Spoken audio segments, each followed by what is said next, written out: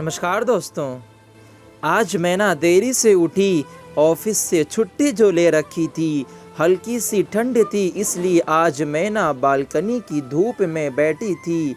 Balcony में बैठे बैठे वो आदि की यादों में खो गई। कैसे वो घंटों इसी बालकनी में आदि के कंधे पर हाथ रख के बातें करती थी। और आदि उसे तो बस मेरे घुंघरीले बाल मिल जाए, घंटों मेरे बाल के साथ अपनी उंगलियां घुमाए, मुझे ये एहसास दिलाता रहता कि मैं हमेशा तुम्हारे साथ हूँ। लेकिन होनी को कौन टाल सकता है। आज से लगभग साल भर पहले एक कार हादसे के दौरान आदि मैना को हमेशा के लिए छोड़कर चला गया था। अभी मैना की उम्र ही क्या थी। शादी के बाद मैना और आदि 2 साल ही साथ रहे होंगे कि ये हादसा हो गया। घर वाले मैना पर रोज़ अपनी नई ज़िंदगी शुरू करने का दबाव बनाते और कहते अभी तुम्हारी उम्र ही क्या है, तुम अब भी एक नई ज़िंदगी की शुरुआत कर सकती हो। लेकिन मैना किसी की ना सुनती। आज वैलेंटाइन डे था, लोगों को खुशियाँ मनाने का, अपने गर्लफ्रेंड को सरप्राइज देने का अच्छा मौका था। लेकिन मैना के लिए ऐसा कुछ भी नहीं था।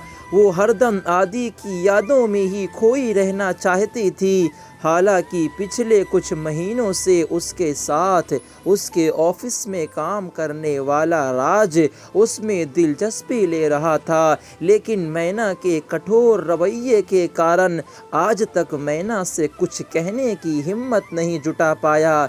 लेकिन वो मैना की हर संभव मदद करता है, चाहे वो ऑफिस का काम हो या फिर बाजार का। आज तक उसने मैना की हर पल सहायता की है और शायद इसीलिए मैना का स्वभाव भी अब राज के लिए बदलने लगा था।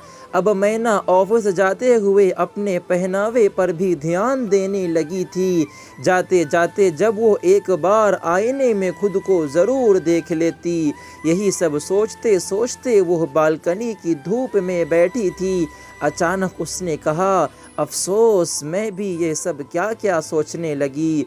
चलो आज वैलेंटाइन डे है, कुछ खाना बनाती हूँ अपने आदि के लिए, कहकर वो किचन में चली गई और मन ही मन बड़बड़ा रही थी।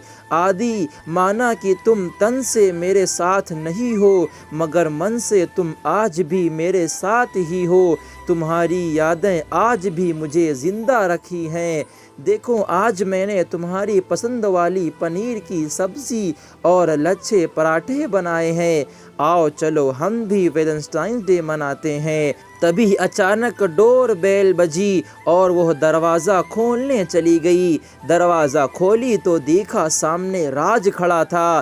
राज को इस समय घर पर देखकर उसे थोड़ा आश्चर्य तो हुआ, लेकिन फिर मन ही मन सोचने लगी कि कहीं ना कहीं आज मन में राज के आने की आस थी। अगले ही पल बिना कुछ कहे राज ने अचानक गुलाब का फूल देते हुए अपने प्यार का इजहार कर ही दिया। मैना ने मुड़कर आदि की तस्वीर की ओर देखा, मानो आदि की तस्वीर कह रही हो, मैना ये मैं ही हूँ, गुलाब लेके मेरा प्यार स्वीकार करो। और मैना ने मुस्कुराते हुए फूल ले लिया।